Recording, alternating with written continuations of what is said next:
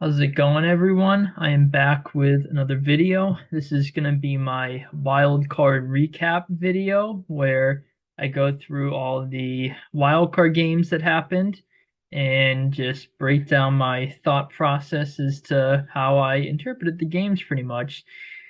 Quick note, if I sound a little different or weird or something like that, I just got my wisdom teeth out 2 days ago, so I'm obviously still in the recovery process for that. My face is swollen up a bit. Gonna knock on wood here, but I'm actually doing fairly decent so far with the recovery process. So I think I sound fine, but if I sound different, that might be why. So just to point that out. So the first game, dive straight in here. First game was Chargers Texans. This game, I am beyond shocked at how this game took place, or what took place in this game, how it transpired. I was pretty confident with the Chargers. I picked them to win this game 24-17. My friend Dylan, I did the podcast episode with. We're actually gonna record another one shortly here, in about an hour or two, somewhere around that time range. He had the Chargers blowing the Texans out, which honestly I was tempted. I definitely could have seen that going into this game. The game started out kind of similar to how I expected. I expected the Texans defense to make it a close game. I figured the Chargers defense is going to be the main reason they won.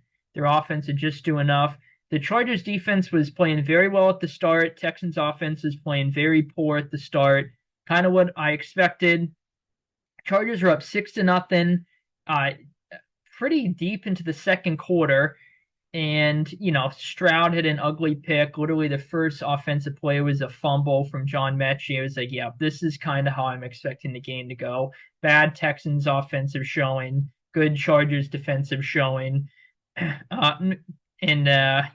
Mid decent Chargers offensive game. Texans defense will keep it close. So it seemed like it was trending in that direction.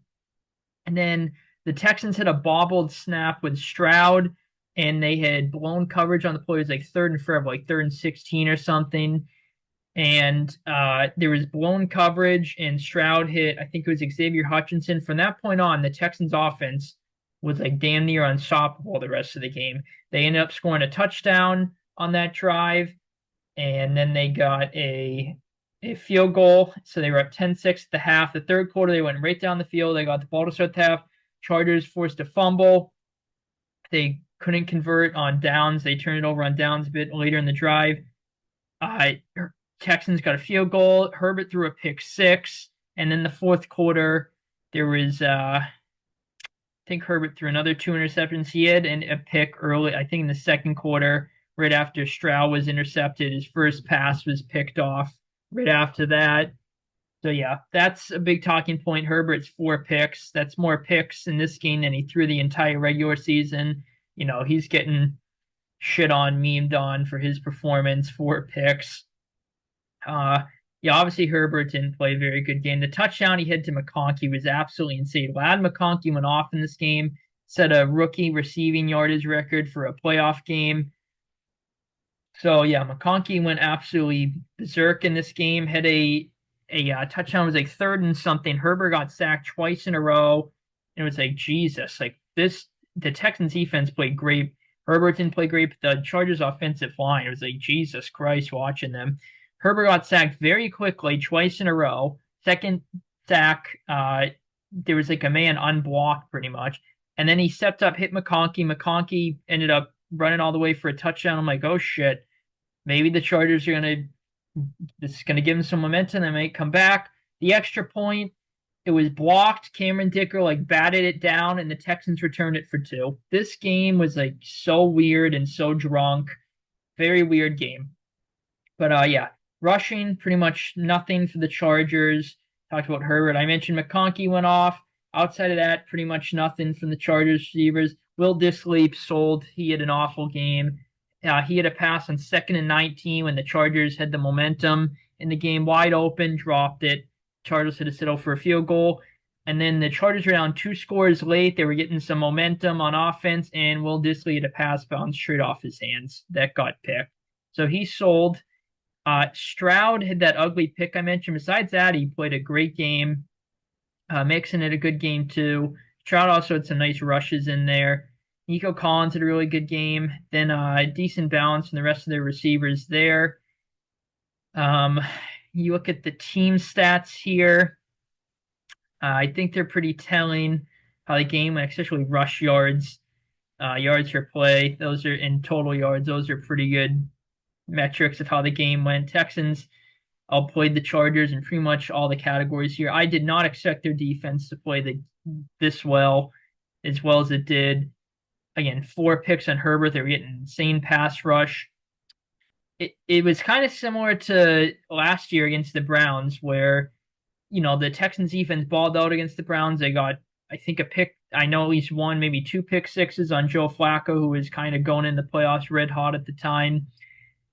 And their offense went off, and then they got absolutely slaughtered by the Ravens in the divisional round. I probably think that's exactly what's going to happen. I'll be pulling for them against the Chiefs, and I honestly think the Chiefs are going to blow them out. Hopefully not, though. God, I hate the Chiefs. I just did not expect the game to go like this. I was very surprised. The Texans have looked. I mean, that Christmas game was one of the worst performances I've ever seen from an NFL team, honestly. That was just awful. And then, against the Titans, you can't really judge them too much. It's the Titans. You can make an argument the Titans are the worst team in football. Got the first overall pick. I don't think they are. I think the Giants probably were this year, but can certainly make an argument that the Titans were. I know their starters look good in that game, but still against the Titans, and they didn't play that much.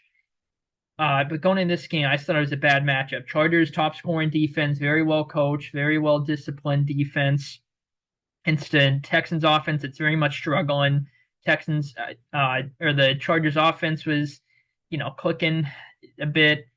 I figured the Texans defense keep it close, but the Texans defense is the main reason they won the game. Picking off Herbert 4 times, just absolutely insane. Very impressive performance by the Texans in general and their defense, and the Chargers. I am just very surprised at the way this game played out. So kudos to the Texans defense, DeMeco Ryans. They played their asses off. DeMeco Ryans coached his ass off, called a hell of a game. Chargers, just a very disappointing game, pretty much, to sum up that one. Next game, Steelers-Ravens. Yeah, this was not a very pretty game for the Steelers. They were down 21-0 at half. They looked horrible. Kirk Herbstreit talked about it in the broadcast. They looked just absolutely lifeless for the first half. Then the second half, they came alive a bit. They had a nice drive to start the second half, and then they forced a so they got a touchdown, and then I believe they sacked Lamar. It was like 2nd and 20 and say, oh, here come the Steelers. And then the Ravens ended up converting, and then Henry got a big run to make it 28-7. And then the Steelers got another touchdown to make it 28-14. It's like, all right, well, their offense is starting to click here. Russell Wilson, a nice some deep balls there, moon balls, as the announcers always like to call them. They were getting some momentum, and then the fourth quarter, the Ravens defense just kind of held up and pretty much won them the game. Again, Russell Wilson started off very slow in the game, just like the offense, but I actually think he played a pretty solid game, or at least from a statistical perspective. Pretty much nothing in the run game for the Steelers. Pickens had a couple nice deep receptions. Najee Harris, their second leading receiver. Van Jefferson getting a couple catches in there. He did have a touchdown, him and Pickens, the only 2 touchdowns to the Steelers. Lamar played a great game. Again, didn't do too much passing, but a really clean stat line there. Had a couple nice rushes, kind of a typical Lamar stat line. Not a bunch in the passing game, but a really efficient game passing and a good amount of rushes. Henry went off in this game. He had 2 touchdowns. Isaiah Likely, so obviously no Zay Flowers, so they had to have some guys step up. Isaiah Likely was one of them. He had a good game. Then besides that, just kind of an even mix between their receivers there. Looking at the team stats here, I think it's pretty telling, especially rushing yards. The Ravens absolutely killed the Steelers with the rushing. Passing yards, again, the Steelers were behind 21-0, so they had to obviously go pass heavy, so that's explains the difference there. 29 to 11 first down, that's pretty telling stat right there too. Steelers defense was struggling on third down for most of the game too. And again, they just looked lifeless. It's one thing to be down 21-0, but in a playoff game against a division rival that you've beaten 8 out of the last 10 times in a primetime slot, you're the Pittsburgh Steelers, and you just looked absolutely lifeless. That was just bad. Time possession, the Ravens won by a good margin, almost 20 minutes of your round there. Yeah, penalties, Ravens, obviously, that's kind of been their Achilles heel all year, so they cleaned that up a bit. So kudos to them for that, at least in this game. Yeah, I think those stats are pretty telling. But overall, Ravens look great. I thought this game could have been a bit more closer than people were thinking, but once the Ravens were up 21-0, I kind of figured that was the game from there, even though the Steelers cut into the deficit a little. Just too much to overcome. Just can't really. It's very difficult to win a playoff game when you come out lifeless and you're down 21-0 in the first half. But at least they made it somewhat of an interesting game. But kudos to the Ravens for their performance. Steelers, a lot of people in Steeler Nation want Mike Tomlin gone. They're just tired of mediocrity there. Broncos Bills. I think the score is pretty self-explanatory. The Broncos were up 7-0. They got the ball to start the game. Couple plays, good looking drive. The first open drive for the Broncos, they had a man deep. I think it was Vele, if I remember right. Let me see. Oh, it's Troy Franklin. There we go. Yeah, I could have sworn it was Vele, but I guess it was Troy Flint. I can't say it. My friggin' swelling is killing me here. Troy Franklin. There we go. Okay, there we go. Troy Franklin. But yeah, a good opening drive by Denver in this one. It's like, oh shit, like, is this going to be an interesting game? Then the Bills went right down the field. Denver held them to a field goal. They held Buffalo to Giants fire assistant. Who did the Giants just fire? And defensive passing game coordinator and safety. All right, so NFL Insider, Ben Johnson, your Raiders growing. Oh boy. Okay, sorry, getting off topic here. I just got a bunch of notifications from Bleacher Report. But yeah, the Broncos were they were up 7-3. Then the Bills got a touchdown second quarter, and then from that point on, it was close throughout the third quarter. It was only 13-6 or 13-7. Bills went for it on a 4th and 1. Ty Johnson had Allen improvised. He kind of did an insane touchdown catch. Very close, kind of questionable, but I think they got the call right. Then from that point on, the Bills just really opened up the floodgates. Denver, after their opening drive, very much struggled offensively. They had a decent drive at the end of the first half where they got into field goal range, but they missed the kick there. So yeah, after the opening drive, especially after the first quarter, and especially after halftime, the Bills pretty much just dominated this game. Nix, I don't think he played awful, but I think that stat line's pretty telling. The Broncos did run a fake punt. Was 4th and I think a good distance, and they converted it. So they're playing with house money, get nothing to lose really. So credit to them for that. They had pretty much very little in the run game for the Broncos. Bo Nix is their leading rusher. 4.1 yards per carry for Javonte Williams. I think a decent amount of that came on the first drive, and then after that, the Bills kind of tightened up there. Sutton had a good game. Troy Franklin, I mentioned that touchdown. Then not too much outside of the Bills or the Broncos receivers there. Josh Allen had a really good game. James Cook had a really good game. Josh Allen can involve rushing too. So is Ty Johnson. Curtis Samuel, he definitely, I think, his best game as a Bill. He had a touchdown. That was the one that kind of really opened the floodgates, if I remember right. That was the last touchdown of the game that Curtis Samuel scored. So the Bills, Josh Allen kind of hinted a couple weeks ago that maybe they were saving some things for the playoffs. Maybe getting Curtis Samuel more involved is one of them. Shakir had a consistent game. Kincaid getting involved. So pretty good balance in the Bills receivers there. I think these team stats are pretty telling. Bills outplayed the Broncos in pretty much, every category here. 13 more first downs, a bunch, almost, just outplayed them in pretty much all the categories here. Such time possession that killed them. Penalties, I guess the Broncos did a bit better there, at least. Yeah, bunch of more total yards, more passing yards, more rush yards, more yards per play, more first downs. I think that's pretty telling. Again, surprise start maybe a bit after the opening drive, and then the Bills just kind of took control pretty much after that first quarter once they had the lead. Off that James Cook touchdown, especially in the second half, they really took control. So I think these stats are pretty telling. Kind of what I expected.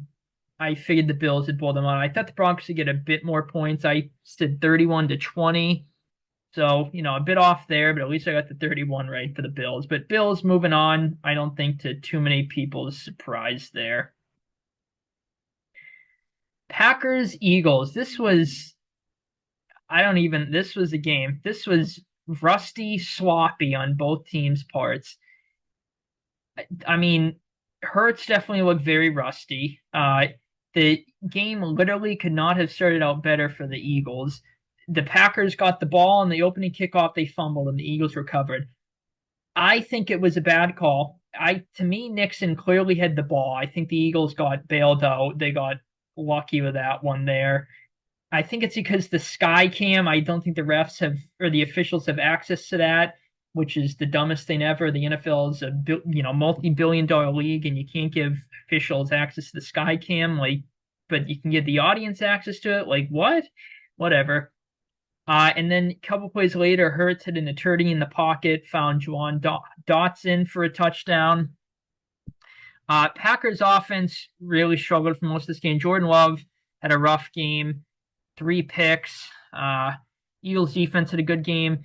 Packers, they were dealing with some O-line injuries. They had a tackle go down, one of their key tackles. The rookie came in, the backup got in a holding call, I think, on his first play. They swapped him out, and the third stringer struggled too. So, not great there for the Packers. They had their receivers go down. I think they had 3 wide receivers go down in this game. So they're obviously a very thin at receiver. The one thing that I guess kind of worked for the Packers, they kept running kind of mini out routes, and they kept working. At the end of the game, they were down 2 scores. They ran it on the left side, and I think it was Malik Heath was open. He caught up, but he was out of bounds. And it's like, all right, yep, that's pretty much the game there. Another positive, the Packers defense actually played a pretty damn good game for the most part in this game. Obviously, there's that touchdown I mentioned at the start. Then after that, the Eagles offense is kind of very quiet for most of this game. Goddard they had a nice touchdown drive. After the Packers got a field goal in the third quarter, and then the Eagles had a nice touchdown drive. Goddard, I don't think it was a bad. I do think. Sorry, was in my mind here. Even though the Packers defense played a really good game, they made it. I think it was a bad play call. They made it too much of an obvious blitz situation. Hurts audibled, just dumped it to Goddard, kind of like a screen type play. AJ Brown blocked. Hurts underthrew Goddard a bit. Goddard had to adjust to make the catch. He, stiff armed I forget who, one of the Packers DBs, got a touchdown there. Then after that, Josh Jacobs had an insane run where he turned into like prime Derrick Henry. Was down at the 1. They gave it to him to start the fourth quarter. It was a 6-point game. As poor as it felt like the Packers were playing and how much was going against them. And then trying to remember what happened after that. I believe trying to remember what happened after that. I think the Eagles got settled for 2 field goals. And then, a couple weeks later, they were down 12, the Packers, that Malik Heath. Or no, they were down 9. And then the Malik Heath, I believe it was, got out of bounds in that little out route there on the left side of the field. They turned it over on downs, the Packers.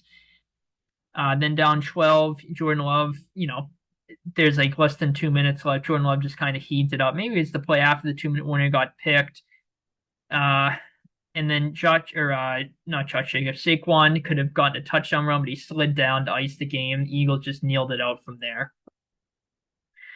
So Jordan Love didn't have a great game, had some ugly picks. Josh Jacobs, I actually do think Josh Jacobs played a decent game. They only scored 10 points, though. I think Josh Jacobs played well, though. Jaden Reed was one of the ones that went down their receivers, but he was having a good game. Wicks, I think, was another one that went down. Josh Jacobs getting involved in the receiving game too. Tucker Kraft getting a couple catches. But yeah, they had a bunch of guys go down. Dobbs went down. He was another one. So insane how many guys went down for the Packers there. Um, oh yeah, McManus, that's another one. He missed I think his first postseason kick of his career there is what they said. Kevin Burkhardt said. Hurts, I kind of joke. I call Jalen Hurts J mid Hurts. I've never been sold on Hurts as a consistent passer. And again, didn't play a great game. He was rusty, but I guess he did what he needed to in this one. Saquon, I mentioned, he had a good game. Devontae Smith had a pretty good game. Goddard had that insane touchdown I mentioned. Um, yeah, then not too much outside of that. AJ Brown only had one catch. He's reading a book on the sideline. He's getting mean about that a bit.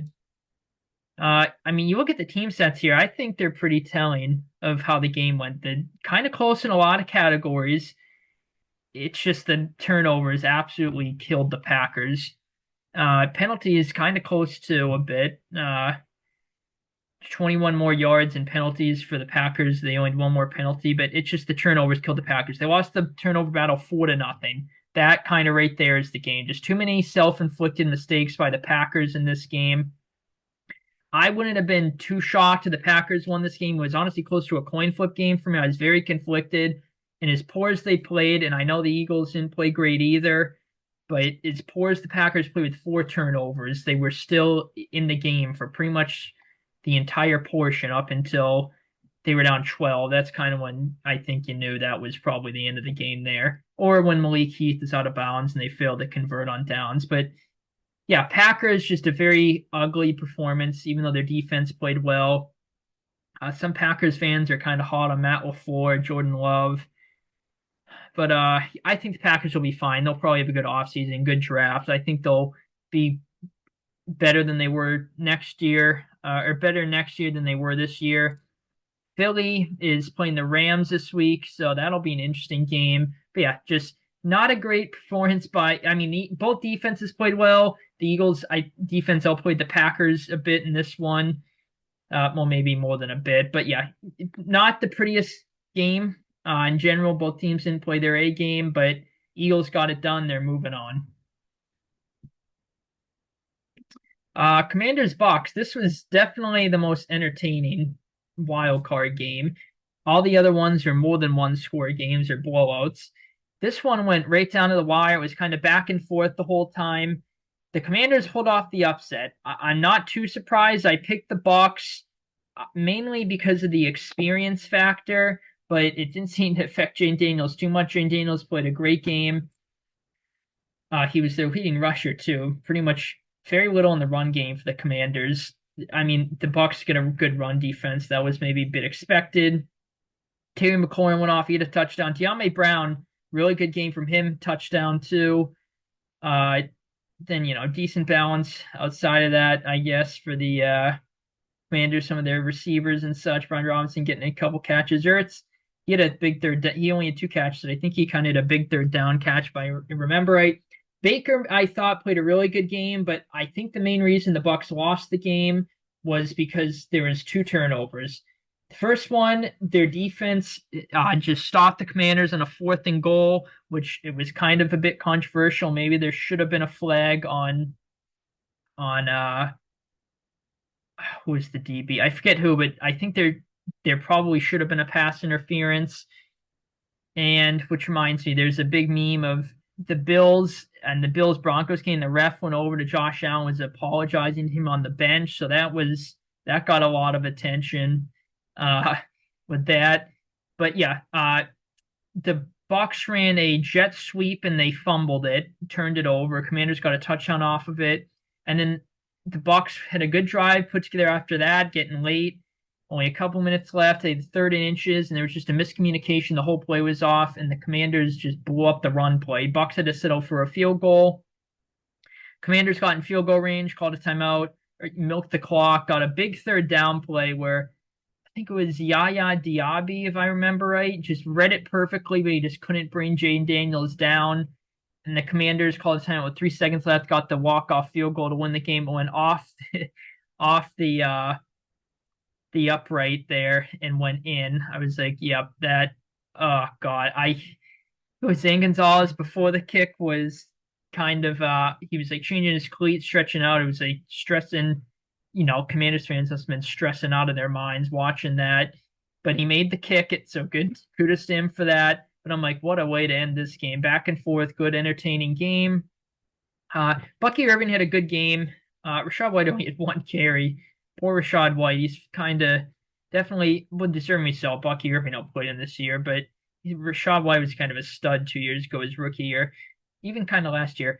Mike Evans had a good game in this one. Jalen McMillan, 2 catches. So not a lot from the receiving core, but a decent balance between them there. Really only is McMillan. Actually, McMillan and Evans, the only two wide receivers to get catches in this one. Kadon's the tight end, and obviously White and Irving are the backs. We have the team stats here. Again, I think they're pretty telling.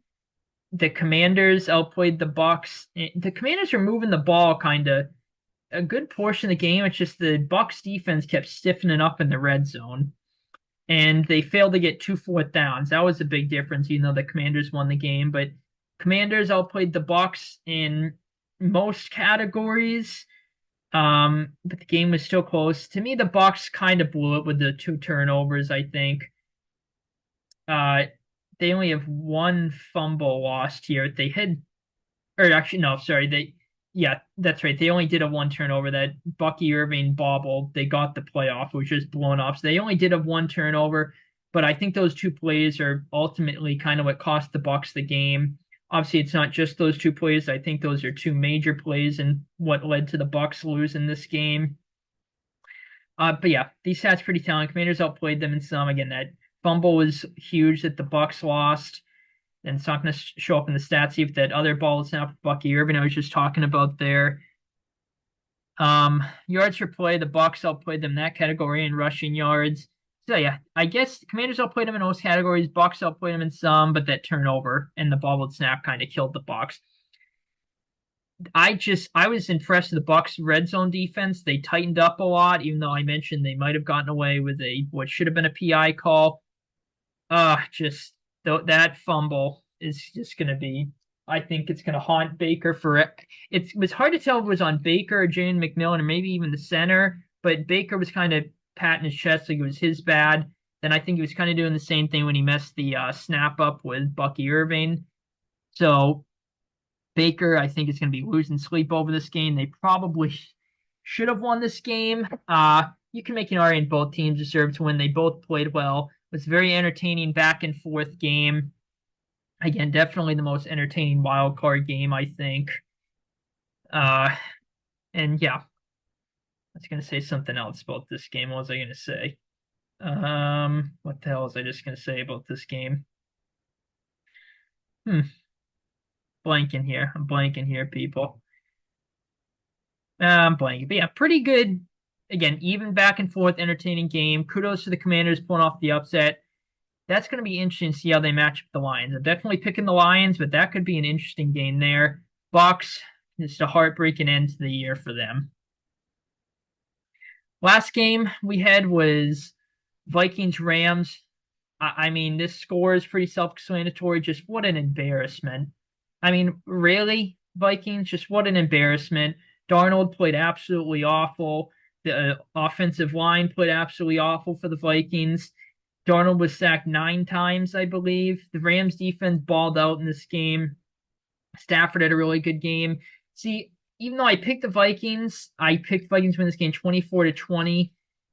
It was kind of a scenario I think I talked about in my videos where I could see the Rams offense, even though it's been very quiet lately. Maybe they're saving some things to the playoffs and they just go off in this game. That's kind of what happened, especially at the start. They were red hot at the start. They were up 10-0 first drive of the game. They went right down the field, scored a touchdown. Believe they got a 3-and-out, then they got a field goal.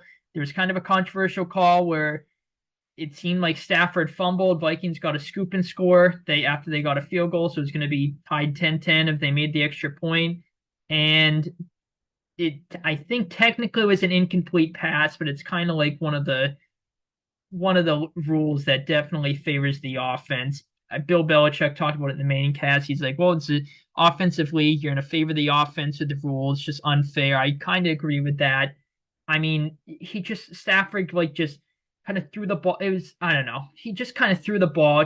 I mean, it's the correct rule, but it's just kind of a cheap rule that kind of screws the defense over, it feels like, to me at least. After that, the Vikings defense, and they were down 10-0. It kind of settled in. Darnold just had a scoop and score. He had an interception. He was got sacked a bunch. Some of the sacks were on the O line, just giving up pressures too quick, but some of them were on Darnold holding the ball way too long. There's one, I think, either in the third or fourth quarter where Darnold had the ball for, I think it was the fourth quarter. They were down, yeah, they were down a couple scores, and Darnold just held the ball for an eternity. It was third down, and he just held it forever and ever, and he took a sack. At that point, just dirt it, just throw it away. Just make sure it's not grounding. You can't take a sack, and they punted. That's kind of when the Vikings waved the white flag, I think. That's another thing. Another flaw for the Vikings this game. Kevin O'Connell, I mentioned in my videos. One thing that I do think he kind of, maybe not a flaw, but just something that you ideally would like to see more of is kind of a balance in the run game. He gets a little too pass heavy at times. In this game, it felt like he was running the ball when he shouldn't have. Like, yes, you want to keep the run game established to be balanced and, and keep the defense honest. But when you're down 3 scores late, you should not be running the ball every first down and sometimes on second down. You got to just go pass heavy at that point. It just felt like he was running the ball more than he has all year in a situation he shouldn't have been. Getting to the team sets here, I mentioned Darnold, I think, played awful. The past 2 games, he's played absolutely horrible. Probably sold himself, a big contract he was going to get. I guess if you're the Vikings, maybe this one positive, it answers the question with McCarthy and Darnold. You can just probably start McCarthy, let Darnold go now. Even his touchdown was, I guess there was pressure in his face, so it was kind of the only place he could fit it. But to Hockenson, it was kind of behind him, and Hockenson made a play out of it. Again, not too much going in the run game. Akers had one long run, so his yards per carry might be a bit skewed there. TJ Hockenson had a good game. Jefferson had a couple catches early on, then didn't do too much after that. Jalen Nailor had a couple good catches. So I guess a decent balance in the Vikings receivers there. Stafford, I mentioned, I think he played a phenomenal game, even though he kind of got bailed out with that incomplete pass that probably should have been a fumble. Kyren Williams ran the ball well. He had a good game. Higbee was having a good game, but he got hurt.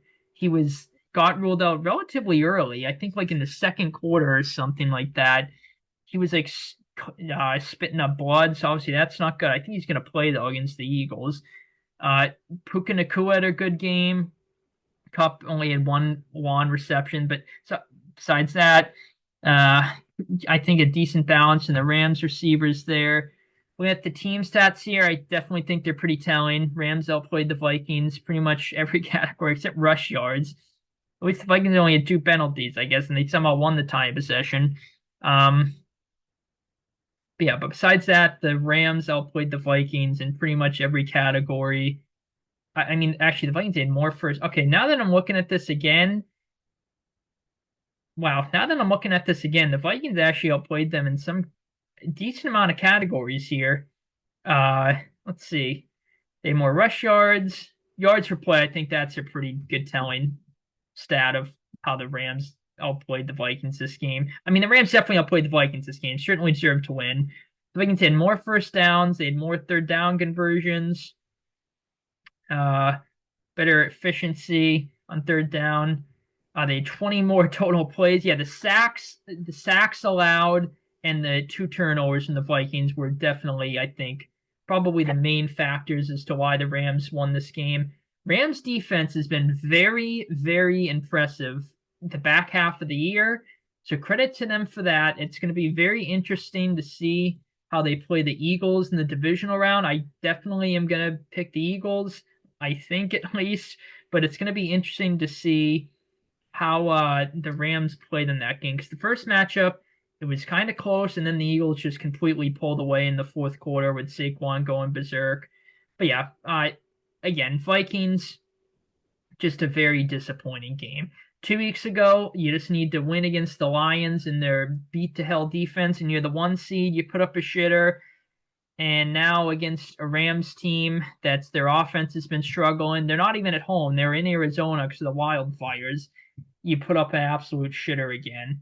So just absolutely embarrassing for the Vikings. I kind of been pulling for the Vikings a bit this year, so I'm a little bit bummed out. But the Rams definitely outplayed the Vikings, certainly more than deserved to win the game. Just obviously a bad game on the Vikings' part in that one. So yeah, just went over all the games there.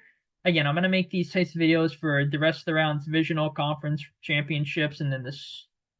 Oh, I thought okay. There's the Super Bowl. I thought they had 3 conference championship games there. I was confused for a sec. But yeah, I'll continue to make these recap videos for the rest of the rounds. Obviously, there's less and less games every round, but I'll still continue to do these videos anyway. But yeah, kind of a disappointing wild card weekend in terms of quality, entertaining back and forth close games. Again, only the Commanders Bucs game was the only close one. Outside of that, it was all blowouts pretty much.